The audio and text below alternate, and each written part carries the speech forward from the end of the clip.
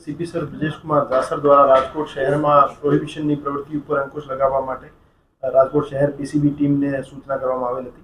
आ सूचनानी अनुपालना भागरूपे PI Shri M R Gondiya साहेब और पीएसआई श्री पीबी राजिया साहेबनी टीम द्वारा एक राजकोट शहरना 7 प्रोहिबिशनना गुनामां वॉन्टेड आरोपी याकूब मूसा मोटाणी ने झड़पी पाडवामां आवेल छे। आ जे आरोपी है ए आरोपी विदेशी दारूनी राजकोट शहर में सप्लाई लांबा समयथी करतो हतो। एना विरुद्ध कुल 65 जेवा गुना दाखल थयेला छे, जेमां मोटा भागना विदेशी दारूनी हेराफेरीना गुना छे અને આ આરોપી 7 ગુનાઓમાં અટક કરવાનો બાકી છે, જેમાં પીસીબી ના 5 ગુના છે, ડીસીબી પોલીસ સ્ટેશનના એક ગુનો છે અને વલસાડ રૂરલનો 1 ગુનો છે।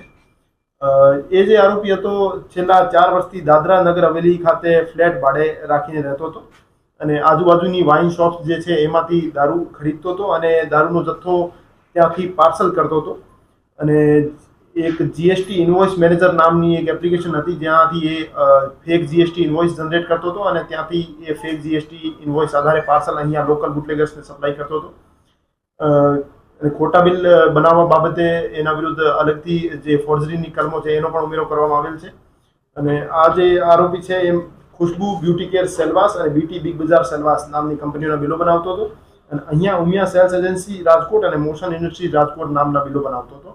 तो ए रीते ए फॉर्जरीनी साथे विदेशी दारूनी सप्लाई करवानुं काम करतो હતો। ए आरोपीनी अत्यारे फर्दर रिमांड मेळवी पूछपरछ चालू छे। हजू सुधी जे 5 गुना छे एमां पकड़वानो बाकी छे, एमांथी 7 पैकी 5 मां एने पार्सल मार्फते दारू मोकलवानुं कबूल्युं छे, पण अमारुं मानवुं छे के जूना पण अगाऊ पण जे गुना दाखल थयेला छे एमां पण पार्सल मार्फते एने सप्लाई करी होय। कोई सहयोगी ने एना सह आरोपी है ए बाबते अत्यारे रिमांड मेळवी पूछपरछ चालू छे। साहेब केवी रीतना શીખો બોગસ બિલ બનાવતા કેવી રીતના एनी पासे जे रीते मैं जणाव्युं एक जीएसटी इनवॉइस मैनेजर नामनी एप्लिकेशन हती मोबाइलमां, एना मार्फते खोटा बिल जनरेट करतो હતો અને એક દાદરા નગર હવેલીની એક પેઢીનું નામ મોકલનાર તરીકે અને રાજકોટ શહેરની એક પેઢીનું નામ માલ સ્વીકારનાર તરીકે નામ નાખતો હતો અને પછી એનો ફોટો ઇનવોઇસ જનરેટ કરી અને પછી પાર્સલ મારફતે અહીંયા કુરિયર મારફતે મોકલતો। દારૂ વાઇન શોપમાંથી ખરીદતો એ વાત સાચી? વાઇન શોપમાંથી દારૂ? હા, મોટા ભાગનો જે દારૂ છે આજુબાજુની વાઇન શોપમાંથી લીગલી ખરીદેલો છે નાના નાના જથ્થાઓમાં અને એકાદ એનો મોટો સપ્લાયર છે એ ઇલીગલી એમને ખરીદેલો છે, એનું નામ ખોલવામાં આવશે। કુરિયર કે ટ્રાન્સપોર્ટમાં આવતું એમાં કે એની સાઠગાંઠ કેવું છે?